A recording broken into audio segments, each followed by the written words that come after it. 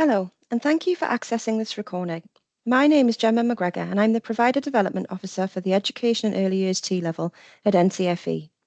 In this bite-sized recording, we're going to explore the Chief Examiner's report for the Assisting Teaching Occupational Specialist Assignments, Summer 24 series. We'll be providing some insights into their findings around assignments 1, 2 and 3, sharing some key themes to celebrate, some areas for development, and how to address them within your classroom. This slide gives a brief overview of both key strengths and areas of development across the second year assignments. We can see here that most students engaged well with both Assignment 1 and Assignment 3. It was clear from the student responses that most were able to incorporate content from their studies, which reflected an effective delivery of the qualification specification. When it came to safeguarding, most students answered well, and it was evident that students drew upon their observations and experience from placements and personal experiences as reflected in the variety of resources and practices they incorporated into their responses. However, there were some key areas for development. Where students did not achieve well, there was insufficient evidence of how their adapted lesson plan supported the children that they were working with or the class tutor. Some responses lacked information about how the student could support the individual needs and preferences of the pupils and gave generic examples. Some students provided a list of legislation with little real application to the case studies. In addition, a lot spoke about having interventions, however, didn't necessarily go on to talk about specific ones and how they would support the pupil. Firstly, let's look at some themes across Assignment 1. This assignment requires the students to plan educational activities for individual needs. Students showed a good understanding of the assignment brief and were able to complete the task to show how they could support the class tutor and enhance the pupil's learning. Where the student has referred to theories, they have been able to show the relevance of this to their adapted lesson plan. There were many aspects of the indicative content within the student evidence, and on the whole, the evidence demonstrated an exceptional application of knowledge and experience. Evidence relating to formative and summative assessment was not as detailed, however, or linked to the adapted lesson plan, and did not fully demonstrate students' understanding of how this would be used in practice. In many of the lower scoring responses, there was little, if any, evidence of the use of online resources or education, health and care plans to support the children. And, in particular, there was a lack of reference to working with parents to support the child. Students who did not score as highly often missed opportunities to expand on their ideas and fully explain their choices. Over the next 4 slides, we'll explore some of the assisting teaching criteria in relation to the structured observations and the Chief Examiner's comments. There will also be some more information about where assessors can access additional support, specifically for Assignment 2, later in the presentation. Beginning with Structured Observation 1, the Chief Examiner highlighted the following criteria. S2.15, support the development of literacy using appropriate strategies for the context. Students demonstrated an understanding of literacy development here. However, this was limited to the age range they were working with. For higher marks, students needed to show an understanding across the national curriculum with relevant examples. S3.26, participate in digital safety and cyberbullying initiatives. The examiner noted that cyberbullying initiatives are often missed from professional discussion, which impacts students' achievement of higher marks for this criteria. S3.28, ensure pupils use technology safely. Students are sometimes not planning for this or forget to include it. As the criteria does not allow for professional discussion for marks to be awarded, this must be observed. In some cases, students are using the technology themselves, but not supporting the pupils to use the technology safely.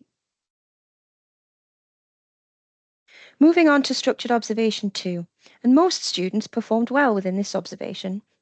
Let's explore the criteria that the examiner focused on. S3.37, help pupils to choose realistic goals that are challenging but achievable, and S2.14, help pupils develop ownership of their learning and education through a student-led approach. Students often misunderstood the criteria linked to the setting of SMART targets here. There was a general lack of evidence of how these were being set with pupils, leading to lower marks being achieved. Best practice was observed when students had planned and incorporated goal setting within their observations and offered further detail of these within their professional discussions. Sometimes students included examples to illustrate their approach, with the focus clearly on how to support the pupils in setting their own goals and targets. S4.17. Support pupils with disabilities or special educational needs by providing care and encouragement. Professional discussion is allowed for this criteria, and the best examples are seen or heard when students can provide genuine examples of how they support pupils with disabilities or special educational needs, as these examples better demonstrate their knowledge and application. Students may benefit from speaking to their school SENCO prior to their observation, specifically to gain further insight and prepare them to confidently discuss this topic.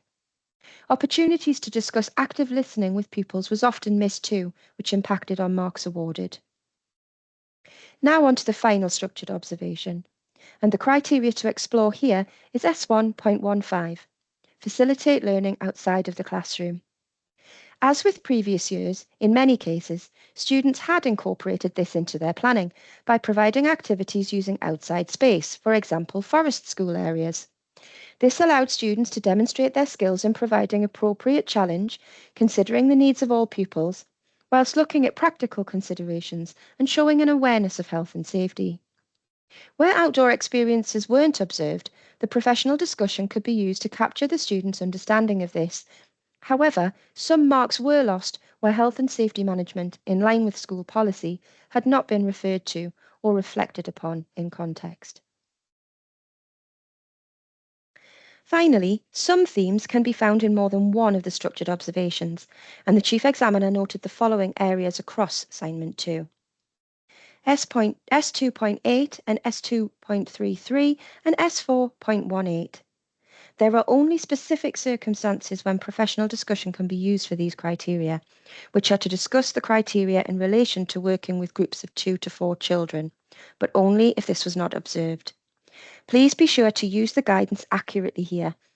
Assessors should use their own judgment to decide whether professional discussion should be included based on this guidance, and share this with students accordingly. S217. Identify and use unplanned opportunities to develop mathematical understanding as they arise. As with last year's report, some students achieved a lower mark for this criteria, as they would discuss general ideas within the professional discussion rather than mathematical opportunities relevant to the session observed.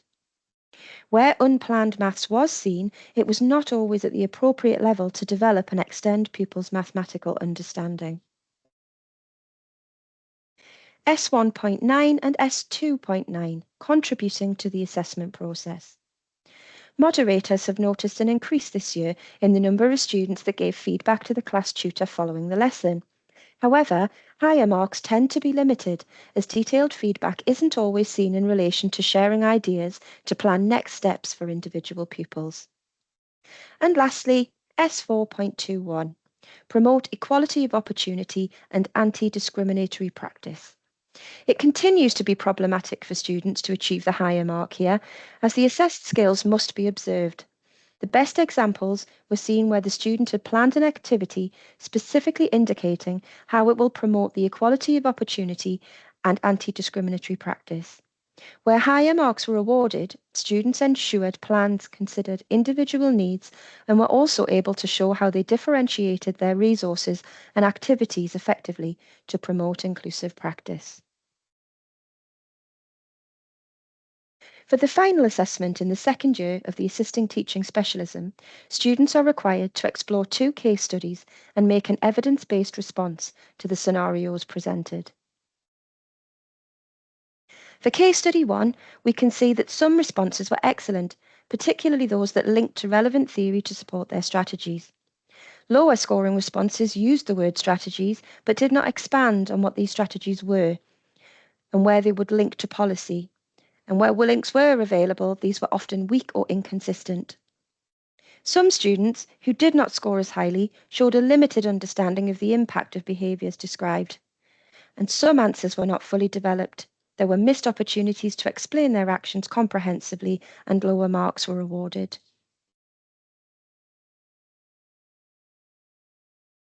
For case study 2, many students did not mention the strategies that could be used to support the pupil in each subject individually, missing the opportunity to use the information provided within the case study. Students spoke about having interventions but didn't necessarily go on to talk about specific ones and how they would support the pupil. Students who gained higher marks here further discussed how their selected strategies could support academic participation and provided concrete examples. Some students demonstrated confidence in addressing safeguarding concerns, but this was not highly developed. When students are practicing skills for assignment 3, it's important that they understand the command verbs within the question and the performance outcomes the marks relate to. We can now look at some strategies for you to use in your classroom to support your students with some of the key themes. Ensure that assignments, projects and practical work address the performance objectives, or POs. You can refer to them when planning and doing tasks in class. You could also develop checklists based on the POs to guide your students' work and ensure that 1 to 4 are covered. Guide students to the command verb explanations to ensure understanding of the expectations for each assignment and encourage students to focus on the practical skills required to be an effective teaching assistant, as well as the underpinning theory. You could ask students to make a list of common command verbs such as describe, analyse, compare, evaluate and discuss. Get them to include definitions and examples of how to respond to these in classroom contexts. This really does help them reinforce the meaning of each command verb and how it applies to T-level assessment. You could use a case-based learning strategy when teaching legislation. Present students with specific classroom scenarios that involve potential legal issues. For example, a case where a child with special educational needs is not receiving appropriate support, and encourage them to discuss which legislation applies and why. Ask them to discuss their thoughts and reflect on how the legislation could improve classroom management.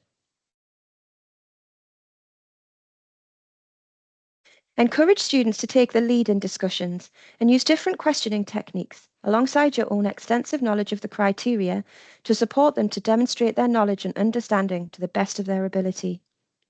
You could pair students up with a peer and simulate discussions with a parent. One plays the parent and the other plays the early years practitioner.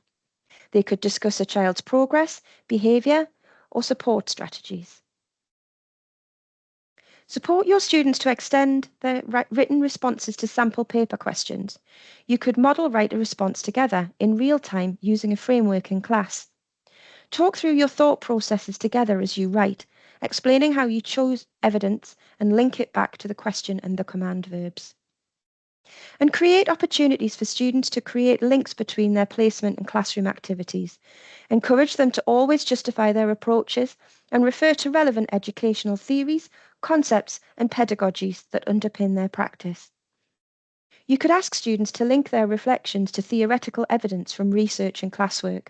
For example, when observing children during play, they could reflect on theories of cognitive development or social interaction. Now that we've explored some strategies and ideas you can try in your classroom, I'd like to remind you of the support we offer during your T-level delivery. There are many more recorded sessions on our YouTube playlist, which is accessible following the link on screen or by searching for NCFE on YouTube. From this video today, you can navigate back to our education and early years specific recordings. You'll find videos here that cover topics from ESP support, learning theories, reflective practice and tips from other providers. Please do spend some time finding what's appropriate for you, your students and your team. You can also find support materials via our qualifications page. If you're new to T-levels, please do visit this page and take a look.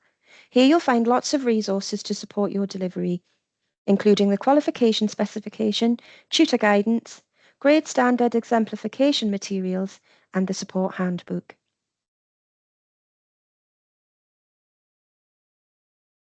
Via this next page, you can book to join us on our live events and see what support we have over the academic year.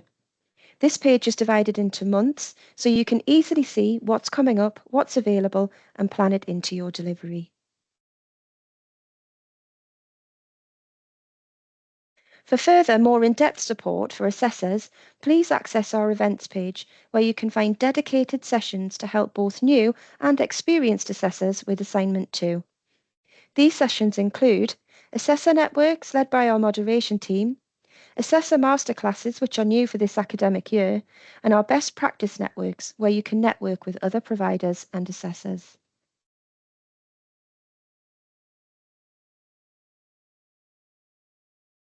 We also offer one-to-one support.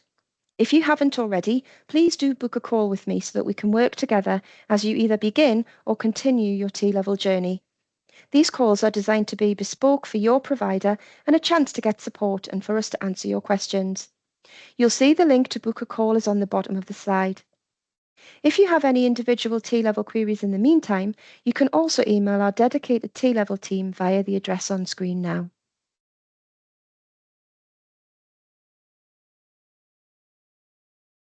Lastly, we'd really appreciate it if you could scan the QR code on screen to share your valuable feedback.